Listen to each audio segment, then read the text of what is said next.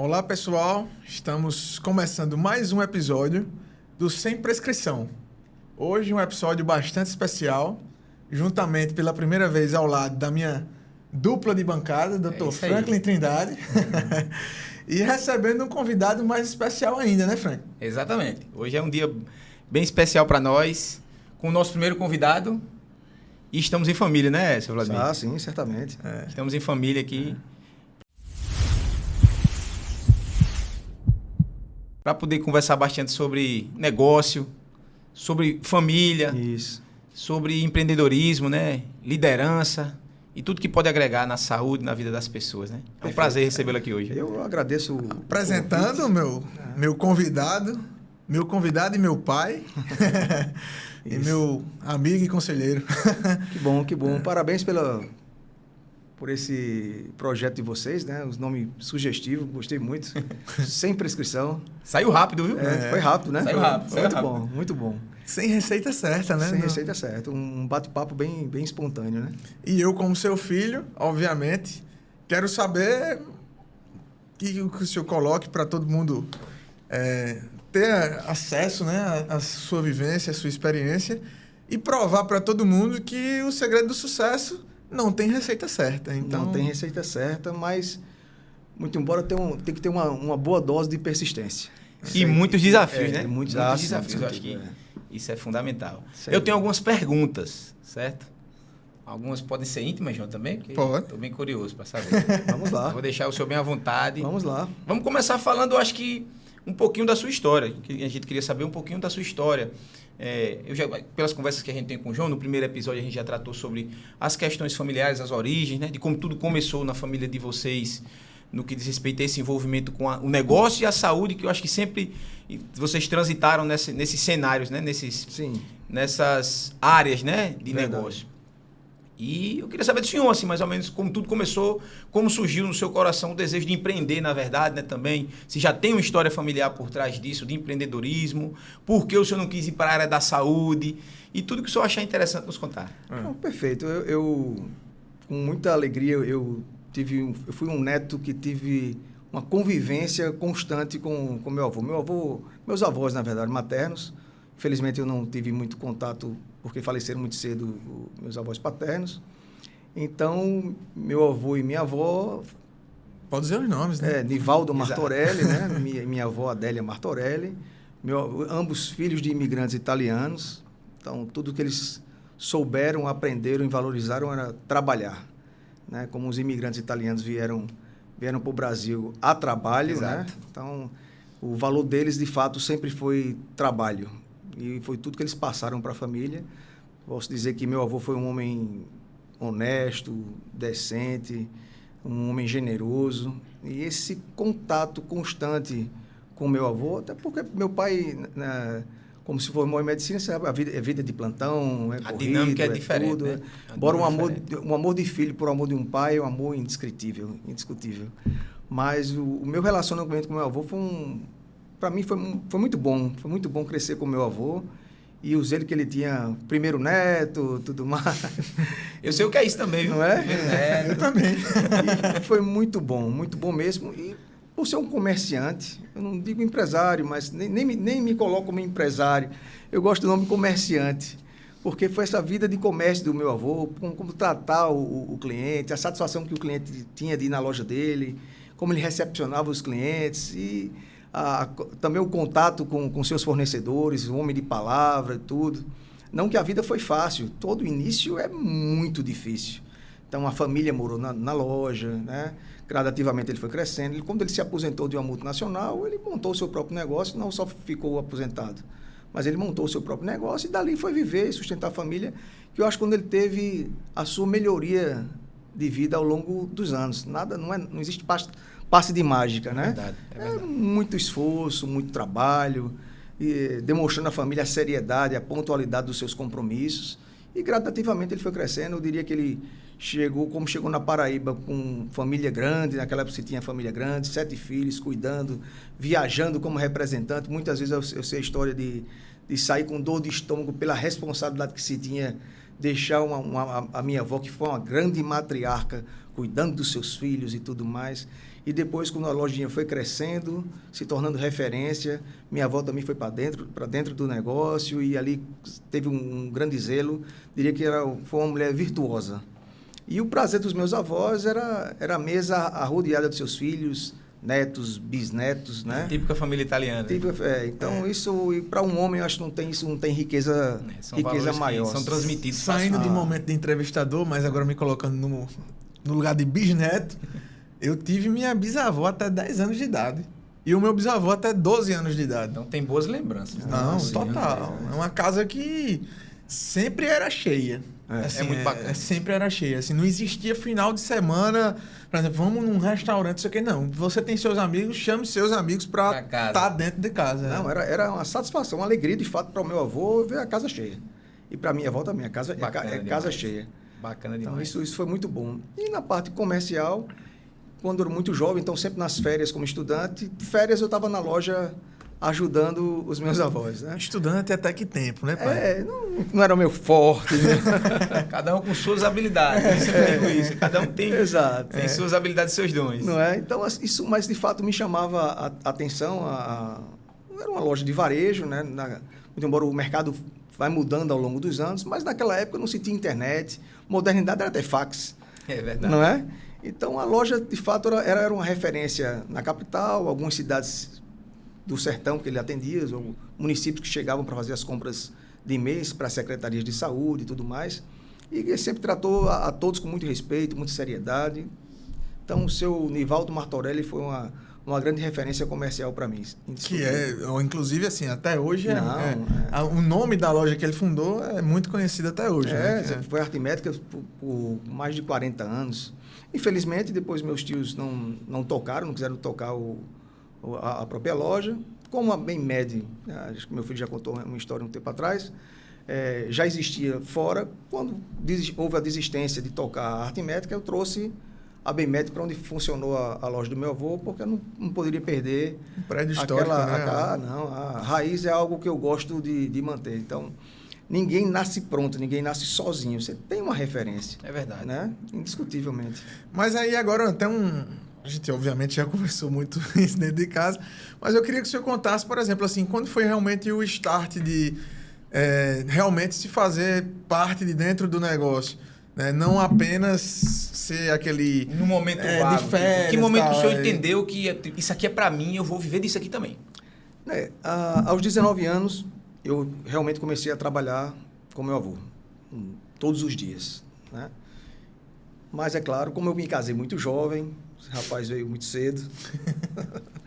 E aí é claro que você sente uma necessidade de crescimento. Você passa a ter uma responsabilidade familiar. Muda totalmente. Embora muito jovem, mas eu tive que amadurecer. Ou você amadurece ou se torna um irresponsável. Isso nunca fez parte da minha vida. Então, eu tive que buscar novas fontes para poder as coisas acontecerem. Não deixei meu avô, não podia deixar isso de imediato. Mas eu tinha um outro projeto, até porque a loja, como eu disse, era um comércio. Acho que meu avô atingiu a meta dele, conseguiu construir sua família, sua boa casa, uma outra referência de loja e tudo mais, mas para um jovem eu acho que eu estaria limitado. Então tinha que buscar outras fontes. Então eu fiz de tudo um pouco, né? Desde você buscar revender laticínios, alimentos em geral. Ele está falando bonito para poder dizer, vender leite de saco. Não só era tudo, iogurte, era tudo mesmo. Então eu saía, no finais de semana, eu saía botava os pedidos e depois eu comprava na fábrica, que tinha aqui em Campina Grande, e saía distribuindo para os mercadinhos de cidades menores, né? Era uma outra fonte, uma renda complementar. Que foi, acho que, sua primeira empresa, né? Meu primeiro negócio, Mas assim, eu não podia sair do ramo que eu trabalhava, que era ramo da saúde. Eu não tinha como. Mas, porque de fato são duas coisas que o ser humano não pode... É comida e saúde. Interessante essa história que o senhor está contando. Como conecta com as mudanças, né, na vida da gente, assim, as viradas de chave. Porque acho que é um ditado muito comum, que a gente consegue, muitas vezes, despontar em algo, mudar a nossa realidade, quando passa por um momento ou de muita dificuldade, ou então você tem que ter muita coragem de fazer algo, né? São dois cenários muito assim. Ou a gente está muito Concordo. encurralado, né? E precisa... Eu tenho que fazer acontecer. Tem que reagir. Ou se você não está num ambiente desse, muito apertado ali nas cordas, você tem que tomar uma decisão muito corajosa. Para que as coisas aconteçam. Você fica no comodismo, naquela mesmice, e nada acontece. Essa é a verdade, né? Tem uma pergunta que eu acho que nunca fiz, mas vou guardar. Depois desse seu primeiro negócio, e aí o que foi lhe passando na cabeça, por exemplo, do sentimento de fazer o seu... É diferente você ser neto do dono, e por mais que você respondesse como... muitas vezes como uma pessoa ali de confiança, um braço direito e tudo, mas era realmente um negócio que você estava tocando sozinho, por mais que era você dirigindo, tal, comprando, revendendo, mas como é que era assim, lidar com a responsabilidade de dizer assim, é o meu primeiro negócio? Qual era a maior dificuldade, assim, ou não teve tempo para pensar nisso? Não, eu sinceramente, eu nunca penso na dificuldade. Mas não é otimismo demais. Eu tenho que encarar e pronto. Isso para mim é uma realidade plena. Eu tenho que fazer, então vamos fazer. Se está difícil, mas eu tenho que fazer acontecer. Porque não tem herança milionária. Então... É esse pensamento que muda o mundo. Eu sempre falo, são essas pessoas que vão mudar o mundo. Se você ficar muito, não, mas e se? Tente, amigo. Se der errado, bata a poeira e começa de novo e tenta outra coisa. É isso aí. A verdade é essa. E aí, a pergunta que eu acho que eu nunca fiz, sendo jovem e tendo amigos jovens também, e assim, o sentimento pô, você vai vender leite e aí e você vem de uma família que tinha condições que você talvez não precisasse estar nessa posição de ir vender um leite. O julgamento dos amigos, da galera jovem nesse tempo. Eu tava nem aí. Não, enchi o carro enchi o carro e ia mesmo. Não tem... Trabalhar não faz vergonha, não. Mas trabalho, todo trabalho é digno. Todo trabalho é digno. Trabalhou, tem meu respeito. É digno. Indiscutível. E aí, dê sequência a sua história. Qual foi os seus próximos passos? Então, na parte de materiais médicos, trabalhando, meu irmão foi muito, embora meu irmão sim tinha essa vocação para medicina, embora eu diga que ainda tem, mas perdeu um certo tempo, histórias de vida mesmo, mas aí ele queria comprar uma loja de um tio que era no sertão. E aí eu disse que para comprar, então é dos dois. Então, se o dinheiro é da mesma empresa, então vamos à luta. Compramos essa lojinha, mas muito difícil. De material também. De material também, sempre material médico. Muito difícil. Era um outro ritmo, né? Nós não estávamos lá constantemente, tinha 2 funcionários para tocar isso lá, mas não fluía como desejava. Todas as vendas aconteciam comigo aqui. Então, para não concorrer com meu avô, o que é que eu fui fazer? Meu avô vende material médico e eu vendia material odontológico. Foi quando ele começou, comprava numa distribuidora para revender. Então, meu avô fazia negócio, eu fazia negócio, não entrava em choque. Não entrava em choque, não poderia fazer isso jamais pelo zelo, pelo respeito e pelo amor ao meu avô e pelo negócio dele que eu gostava muito. Até que chegou um tempo que eu não dava mais para conciliar.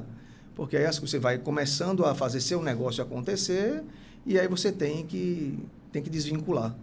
Nesse intervalo, apareceu um representante, por incrível que pareça, em vez de passar na capital, passou pelo sertão, talvez vindo de Ceará, alguma coisa assim, e deixou um encarte para montar uma fábrica de gás em rolo, compressas de gás e tudo mais. Isso por volta de 2004. E assim eu não pensei 2 vezes. Eu entrei em contato com a fábrica, vou ter minha própria gás, meu próprio negócio. E fiz.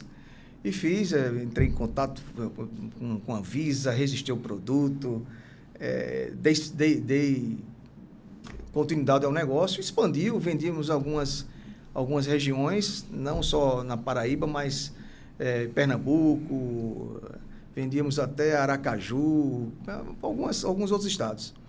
Mas era com meu irmão, tínhamos algumas divergências de juventude, então eu optei por sair e deixar... E os dois muito jovens, fábrica. Né? Não, acho que ambos os jovens. Dois não tinham 30 anos, né? Não, de jeito nenhum, os dois bem jovens. Eu já starto para um detalhe que o senhor falou aí agora de negócio, que muitas vezes quem não lida com isso não tem a mínima noção do que é o administrativo de um negócio. De fato. Porque comércio, negócio, empreendedorismo não é só você chegar e ter a capacidade de oferecer, de vender um produto, de fazer isso acontecer, não. Mas o bastidor de conseguir legalizar as coisas. Sim. O cenário que a gente vive. Ele falou um nome muito importante, que é o nome que é Anvisa, um desafio muito grande. Eu não tinha noção da dificuldade que era isso. Na época, nós passamos 5 meses para receber um registro da Anvisa. De produto simples. E está falando de um registro. De um registro. Fora as outras questões de licença ambiental, de vigilância Exatamente, sanitária. Tem muitos aspectos que são assim, assustadores para quem nunca teve contato e que é da rotina do cara que é empreendedor. Se você realmente não persiste e não fizer uma conta até quanto eu consigo bancar durante esses meses aqui, você fecha antes de iniciar. Não é fácil, talvez não. Por isso muitos negócios no nosso país não consigam prosperar por conta dessas questões burocráticas, né? E assim, do cara... A burocracia faz parte, porque senão vem muito aventureiro também. Isso isso, do cara vai aventurar e não dá certo, né? Por conta desses detalhes. Que são... Se você apertar demais também, o empreendedorismo vai por água abaixo, porque não é fácil empreender. Além disso, você invente uma marca e vá viver dela. Não é isso? Porque é isso. Cria um nome. E faça outras nome pessoas que não tem na marca, né? E não tem esse nome na junta comercial, senão não pode. Isso. Cria um nome que não existe e vá viver dele. Faça ele acontecer e depois a tua responsabilidade aumenta porque outras pessoas começam a depender do teu negócio. Essa perspectiva é uma perspectiva que assusta ainda mais.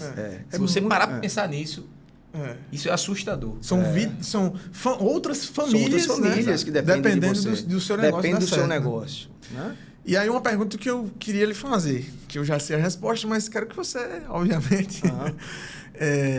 A fábrica, não é que a fábrica deu errado, né? Não. Você vendeu a fábrica depois. Eu abri mão nessa divergência com meu irmão, eu abri mão.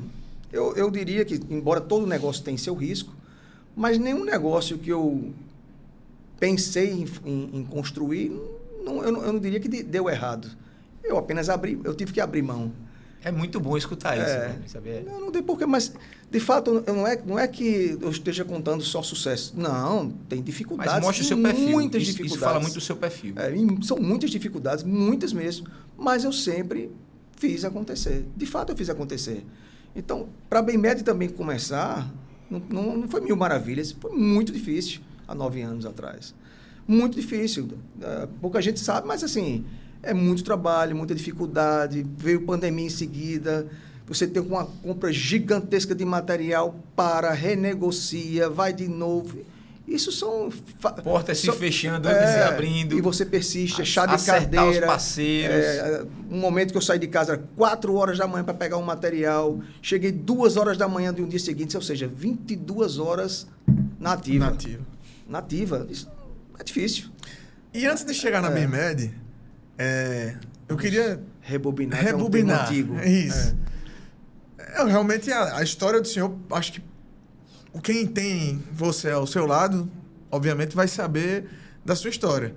Mas é uma história que eu brinco dentro de casa que tem que ser contada, tem que ser disseminada, porque realmente mostra o quanto você não deve desistir. Eu realmente sou fã do meu pai. Como você disse que também é do seu, eu sou fã do meu.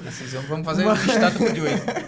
Mas, assim, eu queria que o senhor contasse um pouco mais, assim, daquela história de depois que saiu da fábrica, quando voltou para material médico de fato, e depois mais um tempo saiu novamente, se formou. Eu queria que o senhor chegasse nessa história. Vamos lá. Então, com essa fábricazinha aí, eu tinha aberto mão para meu irmão, saindo do meu avô, você passa por um certo deserto. Zerou de novo. Zera novamente. E agora, vamos de novo. Bateu a poeira novamente. Vamos começar de novo. Nesse intervalo, dentro do mesmo segmento médico-hospitalar, em 2005, os resíduos de serviço de saúde passou a ser lei no país. E, obviamente, aí dá um start. A ver empreendedor. É um nicho de mercado. É isso aí. Como as coisas começam, né? De onde surge a ideia, o porquê de cada... Como ele falou aí.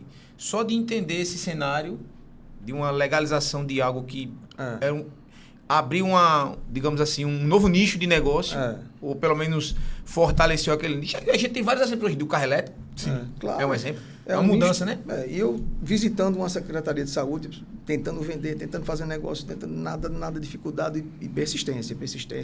Até que um dia o secretário então me atendeu, uma secretária, na verdade, na época, Você olha, a dificuldade nossa aqui é o lixo da cidade. Hospitalar. Lixo hospitalar. Popularmente o lixo hospitalar. E é o lixo da cidade, você está tirando a paz e não sei o que. Você não conseguiria resolver isso, não. No mesmo dia eu saí de lá, mas eu busco, não posso fazer, nunca quis fazer de qualquer forma, de hipótese alguma. Foi sair de lá e ir no órgão ambiental. A pretensão é essa, assim, sabe? Na época eu encontrei uns técnicos, pessoas coerentes, decentes. Olha, você tem que fazer isso, tem que fazer assim, o licenciamento da entrada assim, essa. E eu fui e fiz. E comecei no primeiro contratozinho. E depois eu mesmo era o vendedor, consultório por consultório, consultório por consultório. Eu era o vendedor, de tarde eu estava lá como motorista. Eu tenho... Alguém tinha que dirigir. Alguém tinha que dirigir. Não, acontecer. Era eu e um agente de coleta, vamos lá, vamos trabalhar. Aí depois, o agente de coleta virou motorista, que eu tirei a habilitação dele, e outro agente de coleta. Que até hoje presta serviço para a família. Que até hoje presta serviço para a família. Patrimônio da Virou patrimônio da família.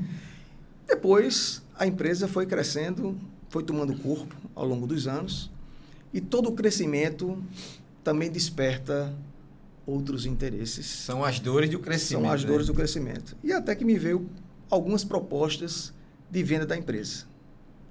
Eu digo, não é hora de vender. E as coisas foram, de fato, tomaram corpo e atendendo os resíduos de várias cidadezinhas. Uma cidade maior abriu uma concorrência para o resíduo urbano, que não era o meu negócio. E você, nesse momento, já era engenheiro ambiental? Sim. Aí eu, em razão, mais uma vez, foi bom lembrar, para fazer bem feito... Buscando... aprimoramento. Então, vou fazer também engenharia ambiental, quero o conhecimento do começo, meio e fim. Nunca de aventura. E eu fui fazer o curso. Mas quando eu participei da concorrência, aí eu ganhei, mas também ganhei vários inimigos. Não inimigos ganhou um alvo grande. Mas você vira um alvo porque, às vezes, você está... existem conflitos de interesses, negócios de bastidores, e aí não era a minha praia, e eu acabei atrapalhando o que para lá acontecia. Uma dinâmica que não convém. Uma dinâmica que não é. E nesse intervalo, como vieram de fato, como eu já falei anteriormente, a proposta de venda da empresa, eu neguei a primeira, neguei a segunda, mas eu, talvez hoje, com mais experiência, eu teria vendido ainda na primeira. Teria entendido, né, o que estava acontecendo no cenário, teria feito uma leitura melhor. Não era minha empresa, era minha saída. Né? E a sua carteira de clientes. E a minha carteira de clientes, obviamente, que tinha um valor considerável. De particulares, não de públicos, mas de particulares que sustentavam o negócio. Mas agora uma porque, curiosidade. Só para completar, eu fui o pioneiro que eu criei a coleta de resíduos especiais. O que é a coleta de resíduos especiais? Eu vi que os supermercados tinham... Começou pelo Manaíra Shopping, na verdade. A dificuldade de reclamação que o Manaíra Shopping me chamou se eu tinha interesse de tirar os resíduos do Manaíra. Na época. Isso já em volta de 2012, talvez, por aí. Fiz a visita técnica, etc. Tal. Fiz os cálculos, vi quanto na época a empresa municipal cobrava ao Manaíra e eu botei um valor bem maior. Meu serviço também é diferente. Eu vou higienizar, vou lavar, fazer tudo. E cobrei. Para minha surpresa, ele teve interesse de fechar. E aí, Manaíra, MEG, os demais shoppings, inúmeros supermercados, e foi, de fato, tomando corpo. Então, a empresa não era só coleta mais resíduos só de serviço de saúde, mas coleta especial e tudo mais. E todos os hospitais, eu acho que privados, né? Pouquíssimos hospitais dos privados que não faziam parte da carteira. Aí eu lhe pergunto, hoje o senhor, pelo que está me falando, o senhor tem um entendimento que dava para ter a leitura do que estava acontecendo e ter saído? Hoje, indiscutivelmente, sim. Na época, totalmente mergulhado no negócio, não. Porque você fica tão focado, até porque é um serviço que são 365 dias do ano, não tem intervalo sequer. Não tem feriado. Nada. Muitas vezes, noite de Natal, você estava ligado se a coleta foi bem feita, se foi realizada, se o pessoal concluiu. 3 horas da manhã, às vezes o caminhão quebrou da coleta especial, não sei aonde, você vai lá para ver como é que tá, e o mecânico já chegou, não chegou. Então, era um trabalho muito desgastante. Embora muito jovem, eu estou falando 10 anos para trás, um pouco mais, né? E aí, realmente é muito desgastante, mas você fica, quando você tem um senso de responsabilidade, de comprometimento com o negócio, de fato, você não descansa, você está sempre... E, além de tudo, o negócio estava indo muito bem nesse tempo. Sim, estava indo bem. Sempre coisas para resolver, claro, eu já tinha um número de funcionários.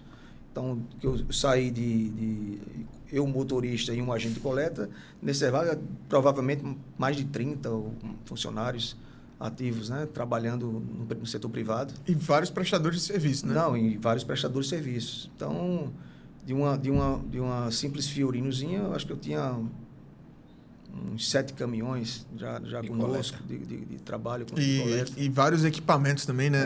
Entre próprios e locados, né? Equipamentos até de projeto mesmo, Não, senhor, equipamento nosso, com projeto ambiental, com licenciamento, com tudo. Então, para mim foi algo prazeroso. Mas para mim foi um grande desgosto essa intriga comercial. Esse jogo comercial orquestrado que aí você consegue... Não que eu leve para o pessoal, não. Mas é um jogo sujo. É sujo. É um jogo sujo. Foi um jogo muito pesado, muito sujo. Decepcionante para mim, porque assim, roubou meu tempo. Né? Em todo um trabalho que eu fiz, você vê indo por água abaixo, é decepcionante. Nesse intervalo, ainda bem que existem as pessoas sensatas, que entenderam o que estava se passando e vê que você não é aquilo que estão tentando vender. Né? E as coisas ao longo do tempo foram esclarecidas, vão se resolvendo, mas tirar esse seu sonho, seu projeto e roubar seu tempo, isso não tem preço. Porque se tem algo na vida do ser humano que não tem preço, é tempo. E como foi para o senhor, por exemplo, mais experiente um pouco, já depois dos 40, né, digamos assim, aí um pouco mais experiente, ter que bater a poeira mais uma vez e aí você não é mais tão jovem, assim, aí o que foi que passou na sua cabeça, digamos assim, com filhos já grandes e tudo, e naquele momento, assim, o que foi que passou? Me permita só complementar, eu vou além. E ainda mais saindo de um negócio que eu entendo, pelo que o senhor conta, um pouco diferente do cenário inicial da outra empresa que acabou que o senhor deixou para o seu irmão.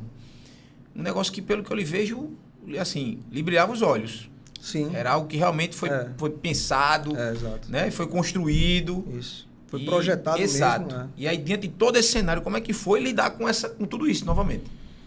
E aí foi uma fase, de fato, muito mais difícil do que imagina, assim, porque coincidiu com a fase que eu tinha perdido meu pai. E aí você perde seu chão, você perde sua referência, né? E aí uma mistura de sentimentos. E aí eu tive ao meu lado uma grande mulher que realmente me fez renovar a vontade de reiniciar toda a necessidade pelo compromisso família, pelo núcleo família, né? E nesse intervalo de recomeçar, você indo aos órgãos, a audiências, para explicar, não é nada disso, montar, explicar tudo, até que tudo seja de fato esclarecido, mas isso é bem desgastante. Mas o recomeço veio, de fato, primeiro, Deus nos dá essa força, não tem como ser diferente, né? Isso vem em você, essa força, mas a minha mulher foi uma peça fundamental para me trazer de volta ao eixo e dizer, não, você vai recomeçar naquilo que sempre foi da sua família, naquilo que você sabe fazer. Eu digo, o mercado mudou. E, de fato, tinha mudado mesmo. Aí, o mundo da internet hoje nas suas mãos, você compra o que você quiser sem nem sair de casa. Então, você se reinventar em outro século, em outro formato, realmente você tem que estar inspirado. Né? E aí, nesse recomeço, como foi que surgiu a BemMed? Obviamente, pela insistência da minha mãe com você, Mas a família, meu bisavô e meus tios, tudo, nunca trabalharam com a PME. Não. Com a parte de atendimento direto às cirurgias. Então, foi um pioneirismo na família, né? No histórico da família. Cada um teve sua loja, outros tios também trabalhando no mesmo segmento, mas independentes, né? Não filiais. Lojas, de fato, independentes, realmente independentes. Mas a história do OPME surgiu num evento, numa feira que eu fui, até por insistência mais ou menos, vá à feira, mas não tem nada de novidade, mas vá até a feira. E eu fui a essa feira hospitalar e vi realmente a parte da OPME e me encantou. Mas, assim, eu digo hoje que o OPME não é simplesmente a venda do material em si, mas é a prestação de um serviço. É desde a logística, o teu bom instrumentador, o teu material, levar para a central de esterilização, conferir se está tudo ok para que a cirurgia aconteça. É um circuito muito complexo e nos pequenos detalhes a gente percebe hoje a complexidade que é isso aí, né? Porque realmente é como o senhor está falando. Não basta só o material estar pronto. Não. Ele tem que estar pronto naquele horário, naquela circunstância adequada. Às vezes o fornecedor precisa até pensar em alguns desdobramentos que podem acontecer durante a cirurgia, que o cirurgião vai lhe cobrar na hora, ele diz, estou precisando disso agora. Isso. Pensei, tenho. E aí, por exemplo, eu acho que você começou a entender isso depois que já terminou a residência, né? Exatamente, no final ali da residência. Exatamente, né? exatamente. Acho que como residente, eu acho que não sabia da complexidade. A dinâmica no hospital em si, como residente, como cirurgião em treinamento, a gente está muito preocupado com outras questões. Quando você vem para o mercado de verdade e se coloca nessa posição digamos que é um tipo de responsabilidade diferente, você começa a compartilhar desses outros sentimentos, né? Desse entendimento melhor. Que a gente começa a questionar. Eu sempre fui muito curioso e hoje a percepção é muito parte do que a gente conversa, que eu consigo alcançar muito bem essa dinâmica e entender o quão difícil é lidar com isso, né? É como você falou, não é só vender um produto. Não. Exato. Realmente é um serviço prestado. E esse compromisso nosso já me fez sair uma vez daqui para Souza, entregar o material, dar meia volta e voltar. Para que a cirurgia lá acontecesse. Só foi chegar, entregar, pegar o carrinho de volta. 800 quilômetros para brincar. Somente. Só para começar o dia. Mas é um compromisso. Tem um paciente lá na ponta esperando. Né? Tem os familiares desse paciente esperando. Não sabe toda a logística que tem que acontecer. São valores que são construídos ao longo de uma vida, né? Sem dúvida. As referências que a gente tem. Porque esse compromisso, infelizmente, nem todos têm. De fazer isso que o senhor está falando. Né? E muitas vezes o paciente ele pode ficar na mão por conta disso. E é um trabalho que, no fim das contas, vai ser reconhecido de alguma forma. Vai retornar para o senhor de alguma forma. Tem retornado, em nome de Jesus. Tem. E aí, adiantando um pouco mais do segmento da BEMED, que é uma história que, graças a Deus, hoje aqui muita gente já conhece o nome, enfim.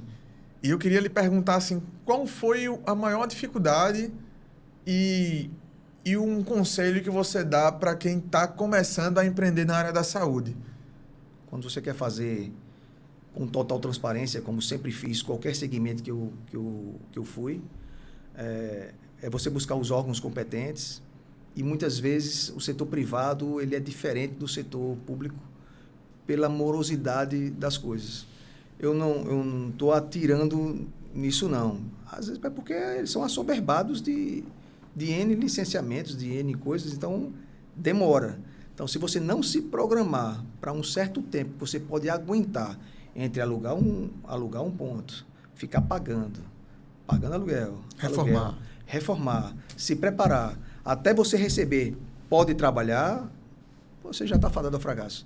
Então, você tem que se programar, pelo menos para esse início, ser persistente em visita ao órgão, demonstrando a tua necessidade, obviamente sempre com total respeito e tudo mais, mas demonstrando a tua necessidade de receber, porque você quer trabalhar. Quando você trabalha, todos estão ganhando. Eu digo, o próprio Estado está ganhando. Exato. Porque quem gera riqueza é quem empreende. O Estado em si, ele é um grande arrecadador. Cada um nos seus afazeres, claro. Mas quem gera, de fato, riquezas para o país é o pequeno, o médio, o grande. Mas eu diria muito mais são os pequenos, que estão ali empreendendo, um funcionário, 2, 3, seja quantos forem. Mas esse é o número maior de empreendedores, que tem lá a sua vendinha, tem lá o seu negócio mas todos têm o mesmo valor de um grande. Porque empreender já está correndo o risco de colocar a cara a tapa. E um conselho para quem está começando agora? Conselho é aquilo que eu lhe ensinei, é persistência. Sem persistência, sem sucesso. Né? É persistir, está dando errado, mas vai dar certo. E o plano B é fazer o plano A dar certo. não tem outro. Tem algo que, desde a primeira vez que eu pensei em negócio, eu acho que é o que mais me assusta, assim, eu quero dizer assim, é o que eu acho mais subjetivo. Se o senhor tiver até algo para nos explicar sobre isso, é previsibilidade. Tipo, eu vou botar para um cara, você nunca empreendeu, nunca pensou em colocar nada, nenhum negócio. Hoje você quer colocar um comércio de chinelo, de bala, do que seja. Eu tenho uma estrutura, um local, eu tenho um capital para investir naquilo, para comprar a mercadoria, digamos assim. Como é que o empreendedor ele tem essa previsibilidade do quanto ele vai lucrar com aquilo, quanto ele vai vender, como ele vai fazer para vender, porque isso não é o acaso, né? A verdade é que não é o acaso. Achava que assim, o cara estava na loteria. Não, eu acho que isso aqui está dando bom agora, então eu vou tentar e vai dar certo. Mas não é assim que funciona. Não é assim que funciona. Não. O que é que o senhor tem a dizer sobre isso aí? Nos tempos atuais, nenhum negócio hoje você pode ficar estático. Você não pode ficar esperando cliente chegar. Não existe mais nenhum segmento hoje, seja qual for, do mercadinho, a loja de tecido, a peça de avião, seja o que for, você tem que estar no teu ponto físico, mas tem que estar em movimento, é internet, relacionamento, é contato, fazendo isso girar. E continha de padaria, como aquele velho ditado, apurado não é lucro. Se você não fizer essa conta, se você misturar o dinheiro achando que o dinheiro da empresa é teu dinheiro, eu vou comprar um carro novo mês que vem que eu fechei um grande negócio, acabou com o teu negócio. Confundir faturamento com lucro dá errado demais. Dá errado demais. Então, não tem vaidade. Hoje eu posso estar... mega carrão, maravilha. Preciso me desfazer porque eu preciso investir no meu negócio. Vou investir. Carrão eu compro de novo depois. Carro botou uma placa, amanhã já está velho. Então, não tem vaidade. Então, não tem isso. Então, o que você precisa é estar investindo no teu negócio, sempre reinvestindo, e só depois, para que teu negócio fique estável, para aí sim você possa desfrutar dele ao longo dos anos. Imediatismo em comércio não existe, em hipótese alguma. A fórmula do erro, do fracasso, né? Sim. O imediatismo. E, obviamente, já puxando a sardinha para o próximo projeto do senhor, que eu acho que é um dos mais desafiadores, acho, da sua vida, talvez. Como você começou a pensar nesse projeto? A gente está falando do hospital que está para inaugurar dentro do próximo mês. O hospital, claro que eu sempre pensei, como aí falei do meu avô, mas é claro que eu tenho que falar do meu pai, que exerceu medicina para mim, meu pai... eu vi meu pai o dom da medicina nas veias mesmo, o zelo, e depois que meu pai nunca contou histórias dele mesmo, embora pouquinhas a gente escutava, mas outras tantas eu passei a ouvir de pacientes.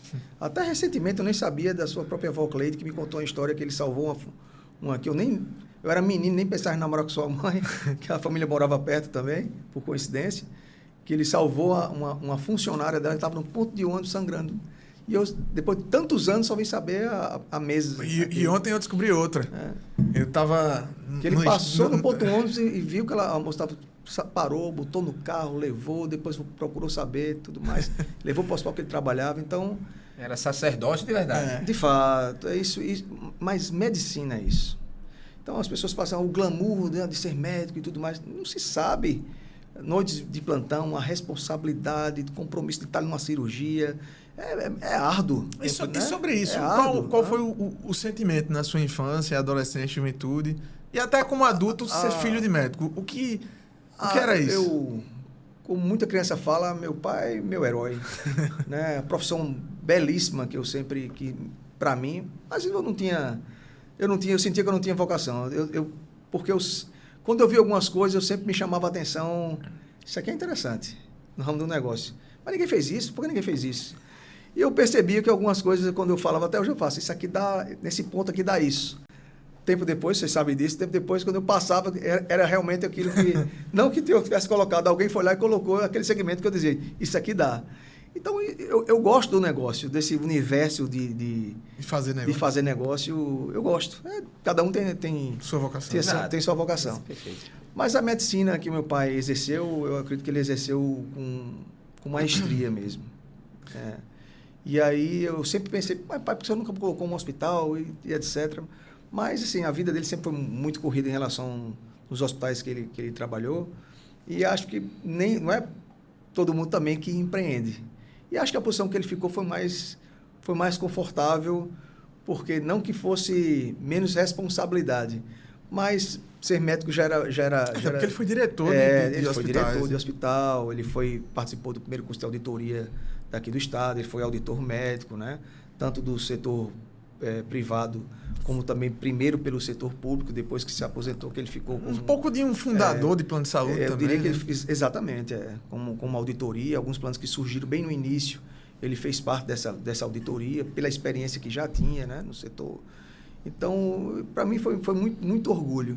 E o hospital são duas coisas. O hospital, primeiro porque eu queria ter exatamente um hospital, que se eu tivesse um hospital, a gente estava tudo lá dentro. Não, mas é muita coisa e tal.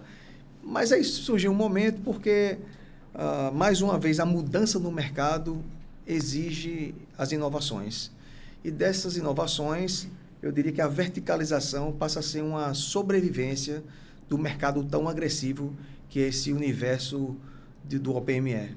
Então, para construirmos de ponta a ponta, termos a segurança do recebimento, a segurança na prestação do serviço e não ficarmos aí nesse barco a ver navios de quando é que a gente recebe, porque às vezes quando uma operadora fecha em conta hospitalar, paga a certos hospitais e você não sabe quando pagou, se já pagou, e isso demora, não estou falando de um mês, mas 4, 5, 6, não tem quem suporte um negócio desse.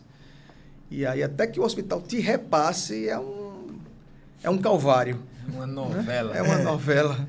Então, e a mudança repentina mesmo que o próprio mercado, os materiais importados das distribuidoras, muitos fabricantes também estão se tornando grandes importadores, distribuidores, alguns outros já fabricantes se tornando o próprio distribuidor direto no hospital. Então, a verticalização eu enxerguei como realmente uma sobrevivência de mercado. E eu acho que isso não vai voltar mais atrás. Quem já estava, né, permanece, e os que não estão... Vão ter que se adequar. Vão ter que se adequar, ou vai virar um braço de uma fábrica, alguma coisa assim para fazer essa logística. E a escolha do nome do hospital, eu acho que foi legítimo a escolha do nome do meu pai, pelo tempo que ele trabalhou e exerceu essa medicina, como você mesmo bem falou, doutor Franklin, com vocação, né, sacerdócio, e merecidamente o hospital ganha o nome dele. Será uma alegria muito grande proporcionar isso para João Pessoa.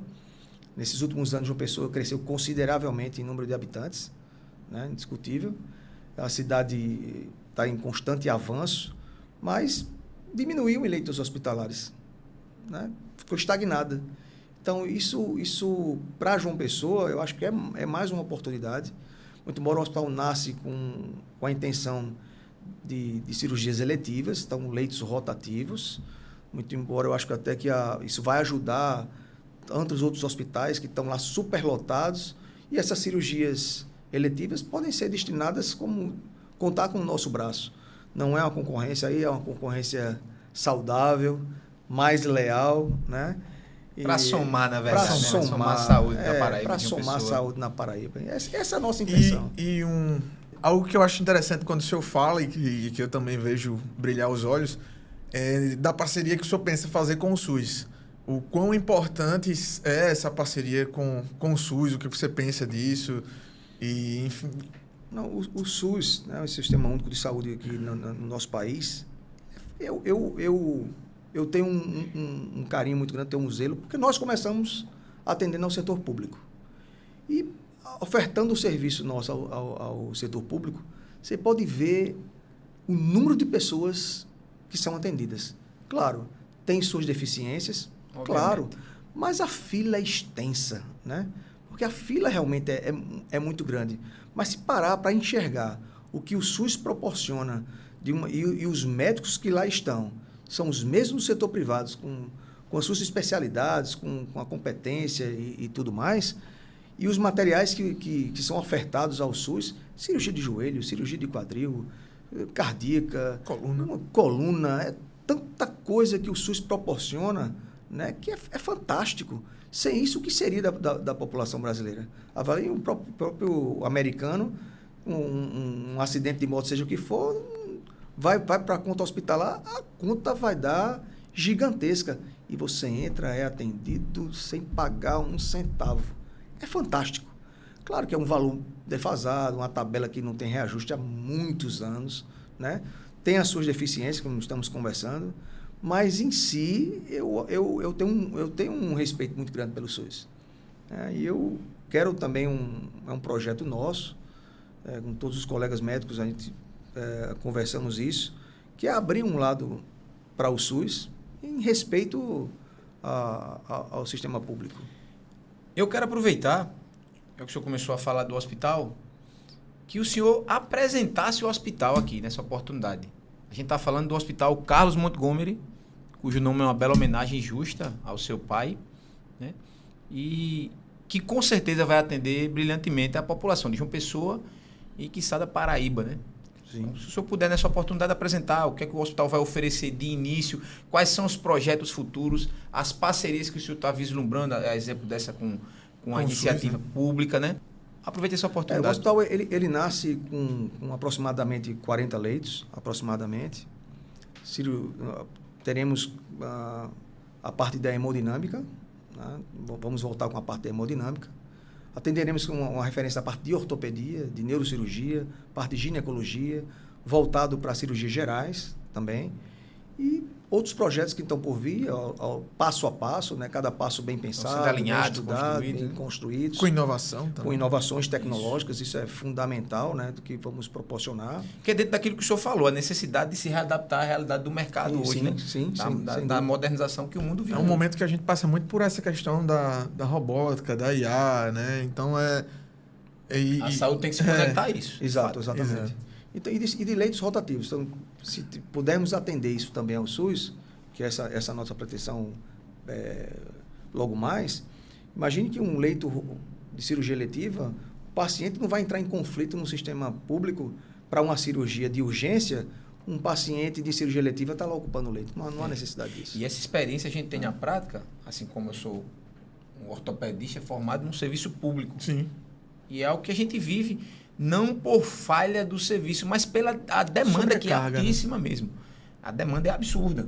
Então, os serviços que a gente tem, como o senhor bem falou, João Pessoa é uma cidade que o número de leitos hospitalares, ele sofreu, tem esse déficit. Né? Tem Exatamente. esse déficit. E, inevitavelmente, isso atinge tanto a rede privada como a pública.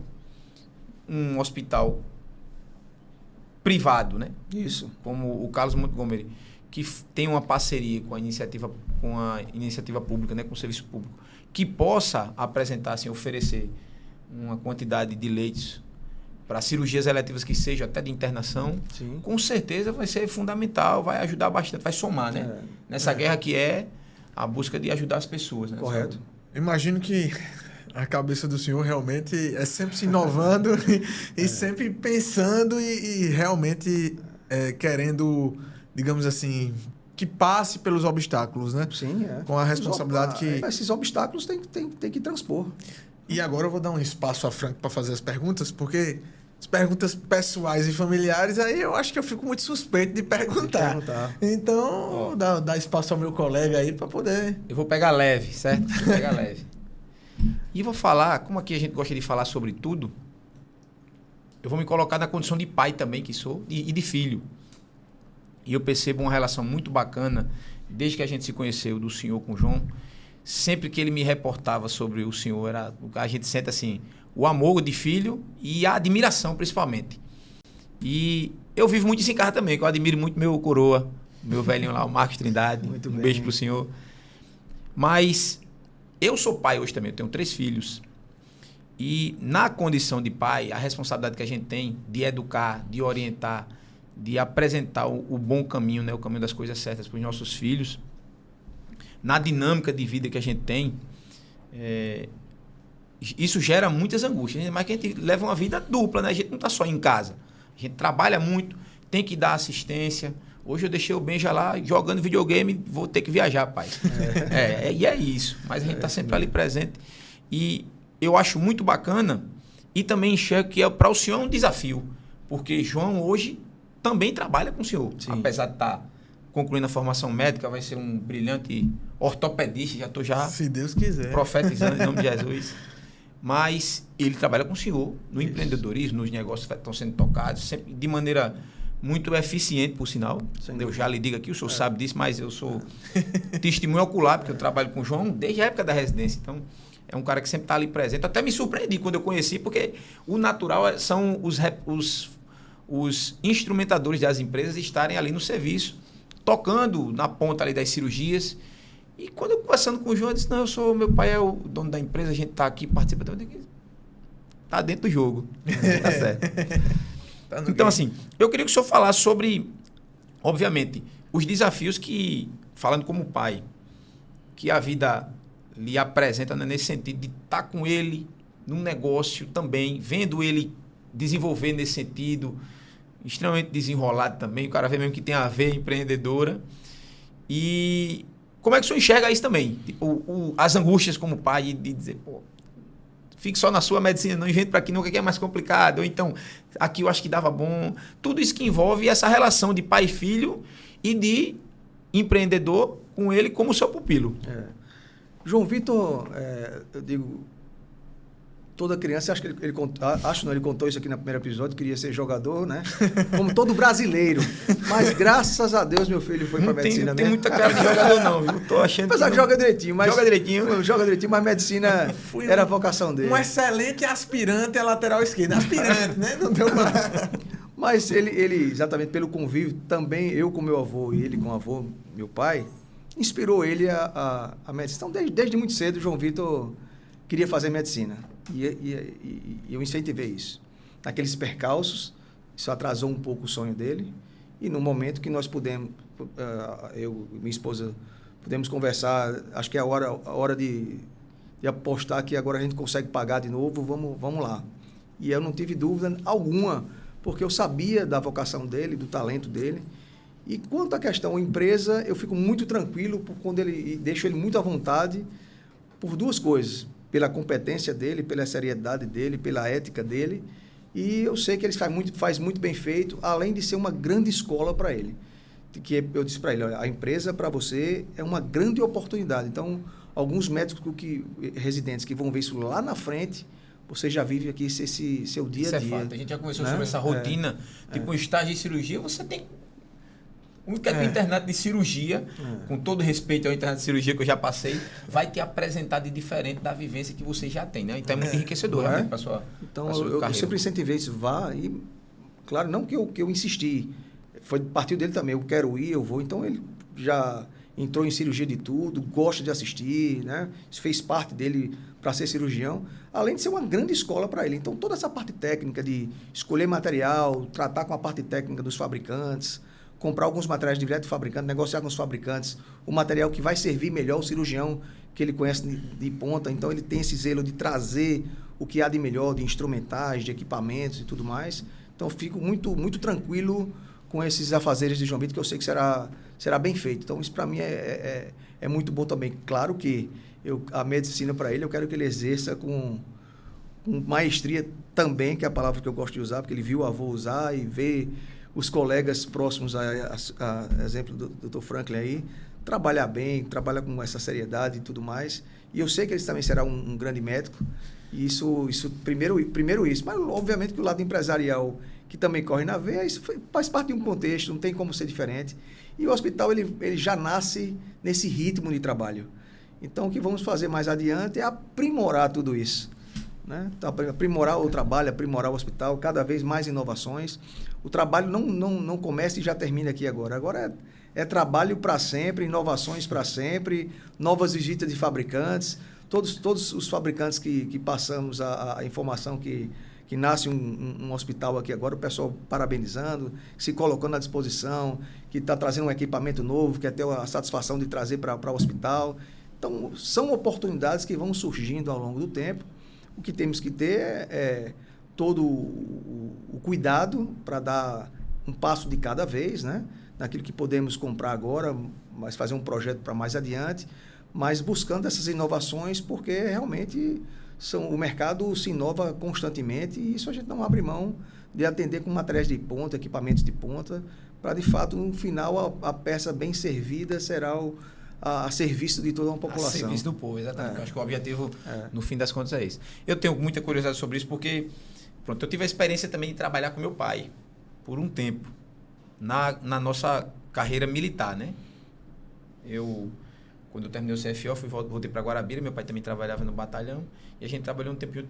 Mas, de toda forma, é uma relação, e existe todo, eu percebi o zelo dele, a preocupação de assumir determinadas responsabilidades, até às vezes no meu lugar. E eu acho também que deve ser muito difícil para o pai lhe ver tomando decisões, lhe dar a liberdade de tomar decisões, e ao mesmo tempo estar monitorando aquilo. A maneira de cobrar também deve mudar.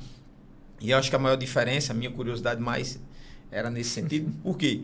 Porque na vida militar não tinha muito essa relação de você tá fazendo algo lá e eu estou observando. Não, ele tinha a função dele, eu tinha a minha. Cada um na sua realidade. Mas, vez por outra, pai sempre foi muito assim, enérgico, explosivo. E, inevitavelmente, né, toma as dores do filho para tudo, né? Toma as dores do filho para tudo. Quer tomar a frente de muitas coisas. E eu tinha muito cuidado de tentar administrar isso. Deixe passar por isso. Me deixe passar por isso. Mas é normal, mas eu estou contando tudo isso aqui também, mas lá em casa ninguém é propaganda de margarina, não, viu? Não é aquela famíliazinha toda de propaganda de margarina, não. Tem suas divergências, e é normal. De vida do dia a dia familiar, exatamente. Mas aí a mesa se resolve. O trabalho em família. A mesa, tanto é que todo mundo à mesa não permite que se fale de negócio. Hora de refeição é hora da família em comunhão e bater papo. Então, quando ele vai falar, ou alguém fala assim, não, agora tá comendo. Nem de negócio, nem do Vasco, que também não tá dando. Não, o Vasco. Não, do Vasco. O Vasco, pra falar do Vasco, não. Essa foi uma herança que eu vou dizer um negócio a você. Que também vou... Já que eu sofri na pele a herança do Vasco, eu vou ter que passar adiante vai ter também, que meu amigo. Eu vou sofrer sozinho. Na próxima geração a gente vai voltar a sofrer. Vai, quem vem depois vai pegar tempo. Vai pegar tempo bom. Mas é isso. Mas eu realmente acredito nos projetos que foram iniciados, né? E eu tenho certeza que será um sucesso. Indiscutível. Porque primeiro que nasce nenhum negócio que você faça exclusivamente para si, ele prospera. Mas quando você já nasce com a intenção de fazer o bem às pessoas, mais ainda um hospital, e se for bem administrado, com coerência, não tem como dar errado. Não é fácil. Indiscutivelmente não é fácil. É um desafio diário, né? São inúmeros compromissos. Tem as tabelas de operadoras, tem a tabela SUS bem defasada, mas cobrar honestamente, com muito trabalho, todos lá no mesmo espírito de fazer aquilo acontecer. Não é um mérito só meu, mas todos que acreditaram nesse projeto, sou extremamente grato porque acreditaram no projeto, né? Não é algo que deu um sonho único. Então, tem mais pessoas nesse sonho compartilhando isso, e eu tenho certeza que todos estão nesse mesmo espírito de fazer isso acontecer, né? Todos na mesma linha de pensamento. Eu não tenho dúvida que será um sucesso. Me permita. Eu vou só fazer um adendo. Porque eu quero que você faça o fechamento, que é com o seu pai. Né? Então, me permita falar algumas coisas. Eu vou só fazer um adendo antes de você embalar em mais uma pergunta, e entrando na reta final do nosso segundo podcast. Você vê que a cabeça desse homem volta toda hora para trabalho, né? Porque você fez uma pergunta familiar. Eu acho fantástico. Eu não vou mentir, não. Eu acho... É uma coisa que... E tudo que ele falou para mim, isso está me servindo, inclusive, de muito aprendizado. Uhum. Porque muitos valores que eu aprendi com meu pai, eu tô vendo o senhor falar aqui, que é da sua história, é transmitido para João. E no que diz respeito a empreendedorismo, é a cabeça do cara que está buscando sempre... melhorar. É aquela história. é o cara que está satisfeito, mas nunca está conformado. Ele está sempre querendo melhorar a sua realidade e sempre pensando nisso, não nele, né? Mas pensando nas pessoas que estão ao seu redor, em quantas pessoas podem ser beneficiadas e abençoadas com aquele projeto que o cara está dando tudo ali para fazer acontecer, né? Eu acho muito bacana. Embale sua pergunta mais uma vez, Então, que a gente está na nossa... Não vou lhe fazer mais perguntas. não vou lhe fazer pergunta, vou deixar a João para fazer um fechamento. Mas eu só quero dizer assim que fico muito feliz em tê-lo aqui com a gente, certo? Participando desse projeto, que é o Sem Prescrição. É uma conversa, como o senhor bem vê aqui, que é bem à vontade, não tem muita formalidade para falar de tudo. É bom ouvir histórias como a sua, que são engrandecedoras, uma pessoa que eu considero uma pessoa abençoada. Peço a Deus muito que abençoe mais esse projeto do hospital, da clínica, porque costumo dizer que quando a gente faz as coisas com honestidade, com decência, com dedicação, com propósito, não dá errado. É verdade. A gente pode demorar um pouquinho. A gente pode levar uma queda, né? Mas vai bater a poeira, vai levantar e vai em frente e Deus vai abençoar. Eu tenho certeza disso. Admiro muito a família de vocês. Cada vez mais que a gente vai tendo contato, eu percebo que são pessoas do bem, bem intencionadas. Obrigado. E o mundo, assim, o mundo precisa de pessoas bem intencionadas, porque cada dia as coisas ficam mais complicadas. E quando a gente fala de um serviço de saúde, me deixa muito tranquilo, né, saber que o senhor está à frente de uma instituição que com certeza tem o objetivo de ajudar pessoas, certo?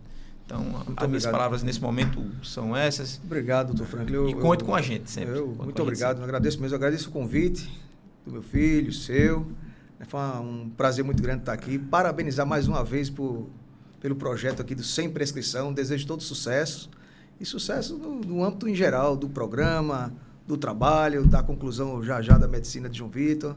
E projetos que vão surgindo, né? Vai ser uma alegria tê-lo conosco nesse novo projeto também nosso. E que aí daqui não para mais. Daqui a pouco é casamento, é isso, é aquilo. São os momentos bons da vida, né? E vamos seguindo juntos. Vamos nessa. Muitos desafios, mas muitas vitórias também. Em nome de Jesus. Né? Então, vou encerrar, tá? Nosso segundo episódio do Sem Prescrição, podcast criado para a gente falar de saúde, falar de tratamento de pacientes. Hoje foi um dia que a gente falou de negócio e para você ver que foi uma entrevista tão bacana que, obviamente, tem muita história ainda para ser contada. Tem muita pendência, Tem né? muita pendência. Mas que a gente vai ter ter por isso, mas, infelizmente. Vamos ter que programar a segunda edição. Parte 2, vai ter que ter a parte 2. parte 2, que para você ver, a gente nem falou do projeto, de como foi, por exemplo, quando eu cheguei para dizer sobre a clínica da Amparo. A gente não deu tempo para falar sobre isso, mas eu quero que o senhor volte aqui, se Deus quiser, com o sucesso da Amparo e com o sucesso do hospital. Maravilha. E para a gente falar de negócios dando certo. Vamos lá. Obviamente foi um podcast especial. Admiro muito o senhor, muito sua história. Obrigado. Eu acho que aquilo que eu falei no primeiro podcast, que na minha veia tem o viés da medicina e que tem o viés empresarial. Obviamente, meu viés empresarial vem de ver o senhor fazer negócio, de estar no caminho correto. Sou seu fã. Obrigado. Sou seu fã. E brinco em casa que todo mundo precisa conhecer a sua história, porque realmente é uma história de alguns recomeços, de muita fé. Começar faz parte. De muita fé. É verdade. Acima de tudo, de muita persistência. E quero compartilhar de vários momentos bons ao seu lado. Obrigado. E como seu fiel escudeiro, estarei sempre aqui. Obrigado. Sucesso. Sucesso e saúde, que é Amém. Uma grande riqueza. Então é isso, pessoal. Nosso segundo episódio do Sem Prescrição. Um dia bastante especial, recebendo meu pai, Vladimir Martorelli, esse empreendedor nato desde a sua juventude. E para você que nos assiste, deixe seu like, se inscreva no canal, divulgue, nos ajude a fazer esse podcast dar certo, que tenho certeza que a gente vai trazer muitos convidados especiais para contar um pouco da sua história e trazer várias receitas, entre aspas, diferentes receitas. Exatamente. Né? Diferentes receitas, que cada um na sua complexidade deram certo ou não deram certo. Né? Faz parte. E que vão servir de aprendizado. E que vão servir de aprendizado. Então, fique conosco, nos siga nas redes sociais, se inscreva no canal e deixe seu likezinho lá para nos ajudar a fazer isso aqui dar certo. Vamos embora, Frank. Vamos embora. Abraço para todos aí. Até a próxima. Até a próxima, se Deus quiser.